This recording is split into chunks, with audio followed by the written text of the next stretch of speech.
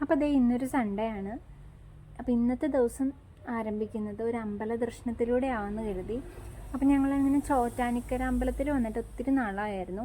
എന്നാൽ നമുക്ക് ചോറ്റാനിക്കര പോയി തൊഴുതിട്ട് വരാമെന്ന് വിചാരിച്ചു. അങ്ങനെ രാവിലെ ഒരു 7 മണി 7:30 ഞങ്ങൾ വീട്ടിൽ നിന്ന് ഇറങ്ങി. ചെറിയ രീതിയിലുള്ള മഴയൊക്കെ ഉണ്ടായിരുന്നു.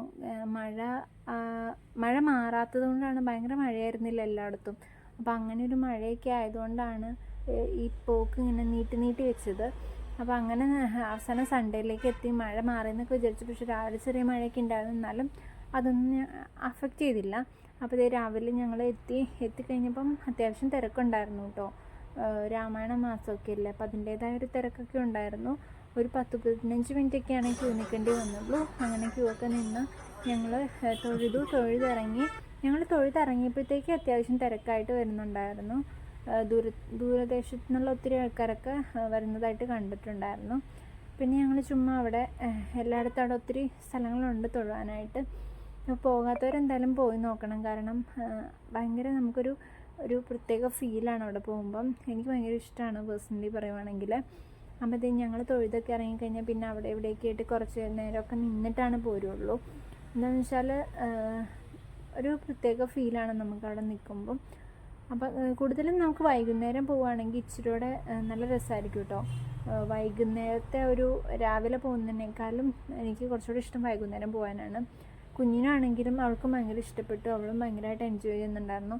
പിന്നെ അവൾക്ക് അമ്പലത്തിൽ പോകുന്നതൊക്കെ ഭയങ്കര ഇഷ്ടമാണ്. ഇങ്ങനെ ഓടിപ്പാഞ്ഞ് നടക്കാനും ചന്ദനം തൊടാനും ഒക്കെ ഭയങ്കര ഇഷ്ടമാണ്. ഇവിടെ ആണെങ്കിൽ ഇഷ്ടം പോലെ സ്ഥലം ഉണ്ടായിരുന്നു. കൈവിട്ടപ്പം ഓട്ടമായിരുന്നു. പിന്നെ നമുക്ക് പിടിച്ചാൽ കിട്ടത്തില്ല. പിടിച്ച് കൊണ്ടുവരാൻ ഞങ്ങൾ കുറച്ച് പാടുപെട്ടു. പിന്നെ ആരെങ്കിലും കൈ കാണിച്ചു കഴിഞ്ഞാൽ അവരുടെ കൂടെ അങ്ങ് നടന്ന് പോകുന്ന ആ ഒരു പരിപാടിയായിരുന്നു ആൾക്ക്.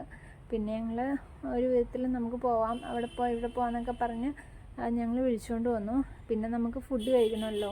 രാവിലെ ഒന്നും കഴിക്കാണ്ടാണല്ലോ ഇറങ്ങിയത്. അപ്പം രാവിലെ കഴിച്ചിട്ടില്ലാത്തതുകൊണ്ട് ഞാൻ ഫുഡ് കഴിച്ചിട്ട് വീട്ടിലോട്ട് പോകാമെന്ന് വിചാരിച്ചു. ഞങ്ങൾ അച്ഛനും അമ്മയും ഞാനും കുഞ്ഞും പിന്നെ അമ്മായിയും ഉണ്ടായിരുന്നു. അച്ഛൻ്റെ സിസ്റ്ററാണ്, അമ്മായിയും ഉണ്ടായിരുന്നു. അപ്പോൾ ഞങ്ങൾ തൊഴുതൊക്കെ ഇറങ്ങി കുറച്ച് നേരമൊക്കെ നിന്നിട്ട് പിന്നെ ഫുഡ് കഴിക്കാനായിട്ട് അവിടെ നേരെ ഓപ്പോസിറ്റ് ഒരു വെജിറ്റേറിയൻ ഹോട്ടലുണ്ടായിരുന്നു, അവിടെയാണ് കയറിയത്. പിന്നെ നമ്മൾ പുറത്തിറങ്ങി കഴിഞ്ഞ് കഴിഞ്ഞാൽ ബ്രേക്ക്ഫാസ്റ്റിന് മെയിനായിട്ട് കഴിക്കുന്ന ഐറ്റം മസാല ദോശയാണല്ലോ. ഞങ്ങളെല്ലാവരും അങ്ങനെ മസാല ദോശ പറഞ്ഞു.